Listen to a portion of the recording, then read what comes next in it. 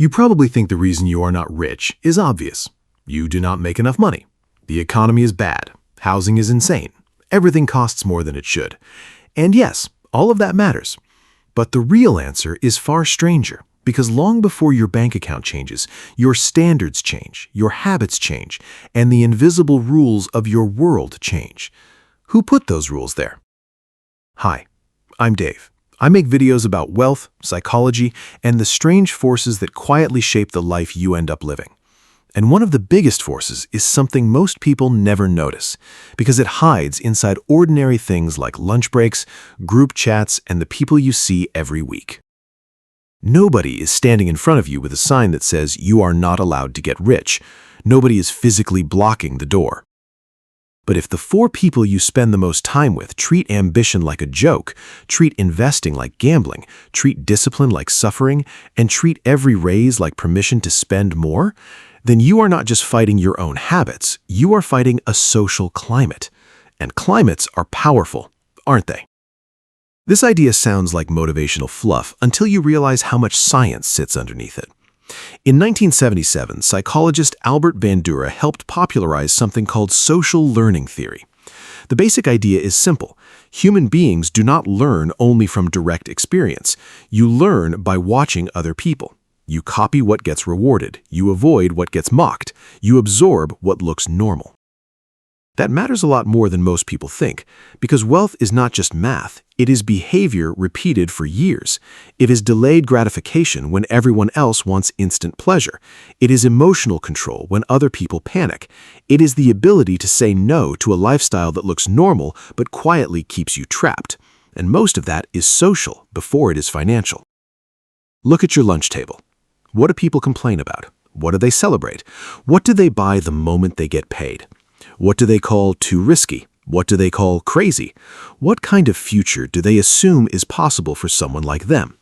Those questions sound soft, but they shape hard outcomes. If every conversation around you teaches that rich people are evil, investing is for lucky people, business is for scammers, and working hard never changes anything, then even if you say you want wealth, your daily environment is training you to reject the behaviors that create it, not consciously, quietly, repeatedly, like water wearing down stone. And this is not just self-help talk. In the late 1990s and early 2000s, Nicholas Christakis and James Fowler began mapping how behaviors spread through social networks. Their work looked at things like smoking, obesity, and emotional contagion.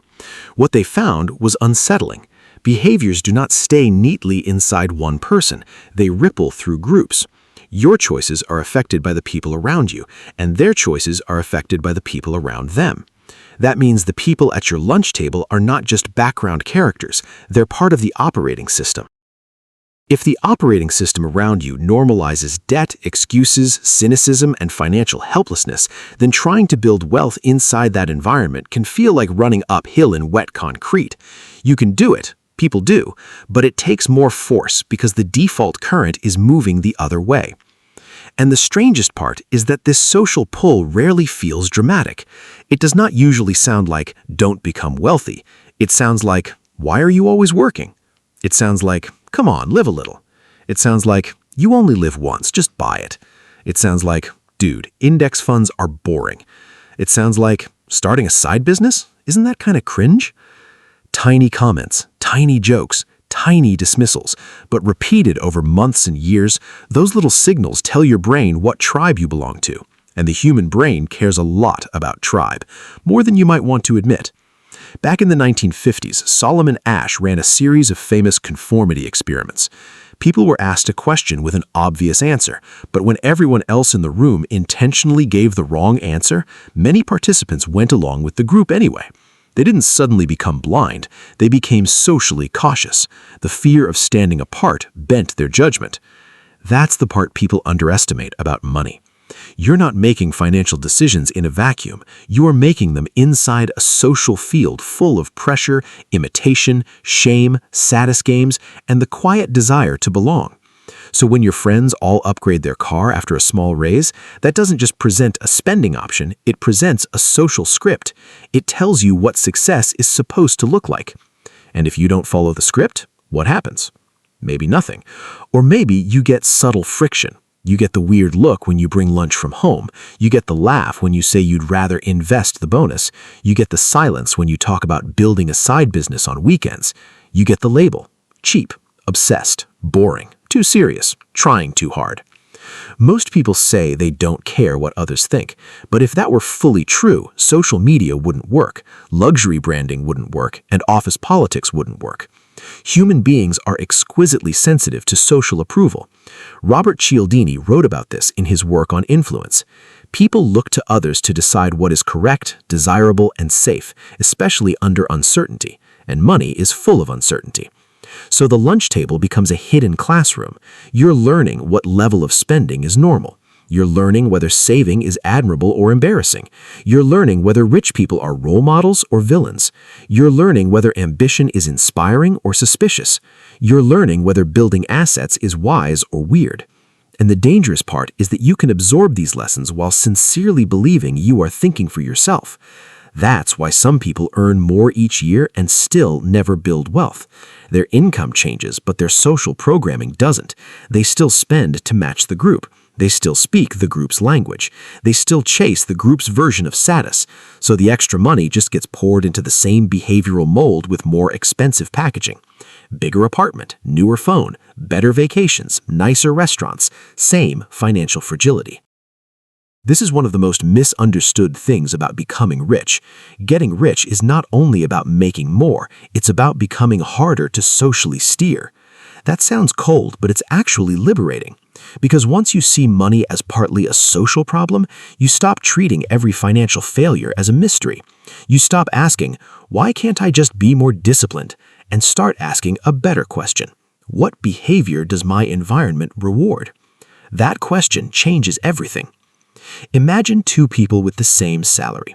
The first person eats lunch every day with coworkers who joke about retirement accounts, complain about taxes without understanding them, buy things to cope with stress, and treat side income as something only influencers do. Their weekends are built around spending. Their conversations revolve around what things cost, not what assets produce. Their model of adulthood is simple: work, spend, repeat, hope it somehow works out. The second person earns the same amount, but their circle talks about skill stacking, equity, cash flow, and opportunity cost.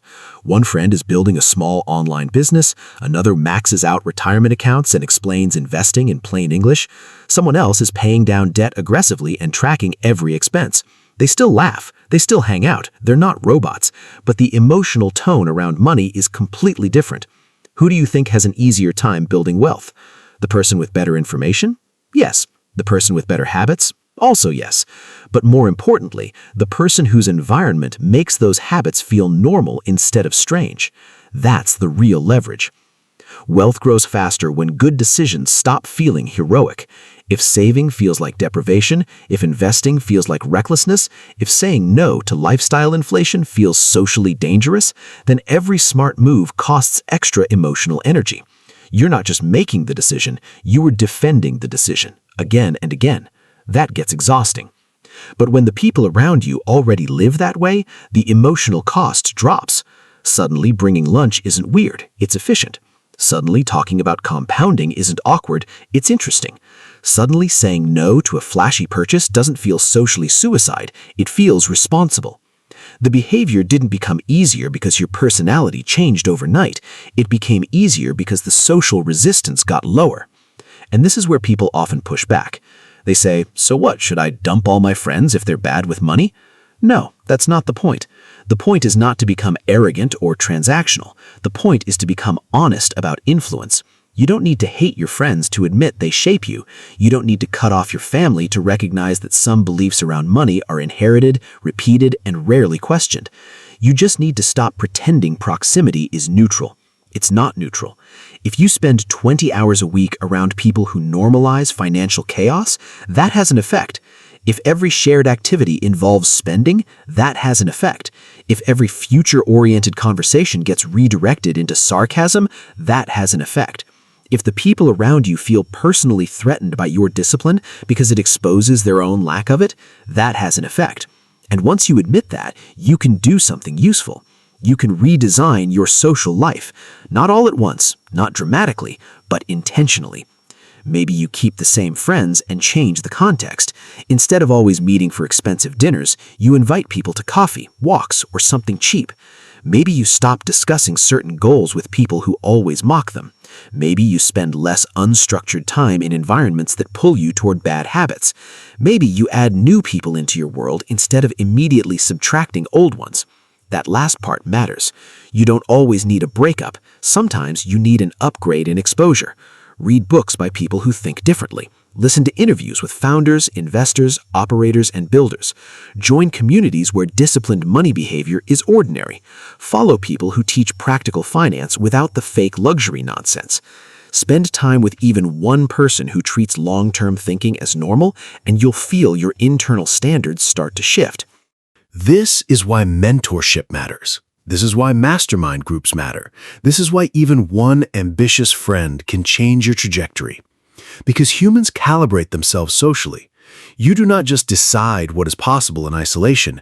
You infer what is possible by watching what people around you attempt, tolerate, and achieve. If nobody in your world has ever built wealth slowly, patiently, and intelligently, then wealth can feel mythical. It feels like something for celebrities, tech founders, or lottery winners. But the moment someone near you does it in a grounded, boring, repeatable way, your brain updates. It goes from impossible to unusual, then from unusual to realistic, then from realistic to expected. That is a huge psychological shift, and it helps explain why some people stay stuck even when they know what to do. They know the spreadsheet answer. Spend less than you earn, buy assets, avoid bad debt, increase income, invest consistently, give it time. That is not the hard part. The hard part is doing those things while surrounded by people whose emotional relationship with money keeps pulling you in the opposite direction. People who treat every paycheck like relief instead of raw material. People who celebrate visible consumption but never invisible stability.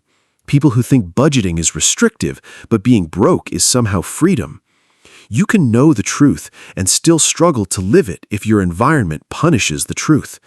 That is why the phrase, "just be disciplined," is incomplete. Discipline matters a lot, but discipline is easier when your surroundings stop sabotaging it. James Clear talks about this when he writes about environment design. The behaviors around you, the cues around you, the defaults around you all shape what you repeat.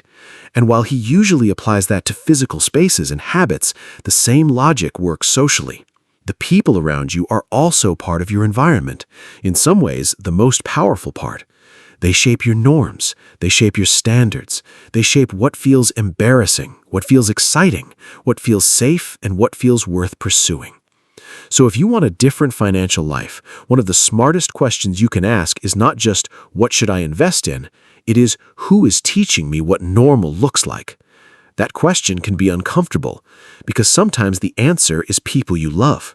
Sometimes the answer is a workplace culture built around appearance. Sometimes the answer is a friend group held together by consumption. Sometimes the answer is your own family story about what money means, what rich people are like, and whether success makes you selfish. But uncomfortable questions are useful. They reveal where the hidden friction is. And once you see the friction, you can stop blaming yourself for every failure of willpower and start building a life where good decisions have backup, where your goals are reinforced instead of mocked, where investing sounds normal, where restraint sounds intelligent, where ambition does not need to apologize for itself.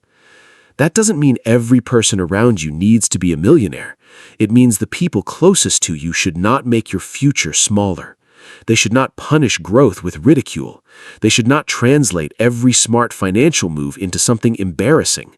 They should not make stagnation feel safe and progress feel disloyal. And if they do, then yes, in a very real way, they are standing between you and wealth, even if they never mean to.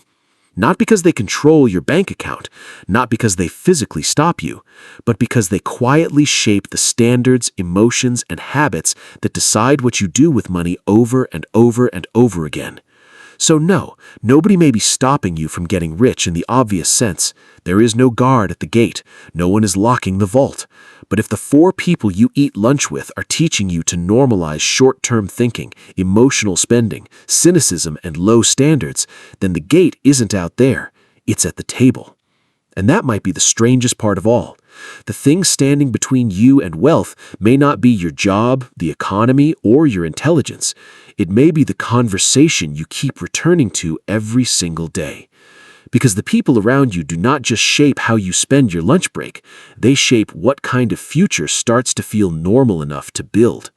And once a richer future feels normal, you stop waiting for permission. You start acting like it belongs to you. So if you want to know why you're still broke, don't just look at your paycheck. Look at the table.